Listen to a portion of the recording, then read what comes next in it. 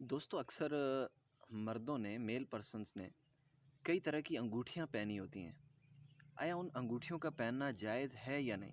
تو دیکھیں، مرد صرف اور صرف صرف ایک ہی دھات چاندی کی انگوٹھی پہن سکتا ہے۔ یہ اس کے لیے ان اسلام الاؤ ہے، اس کے لیے جائز ہے، بٹ اس کی بھی ایک مقدار ہے، ایک مثقال سے کم ہونی چاہیے، یعنی کہ 4.5 ماشے۔ آپ کسی بھی کہیں گے سونیار سے، وہ آپ کو 4.5 ماشے تک کے اندر، یعنی اس سے زیادہ نہیں ہونی چاہیے۔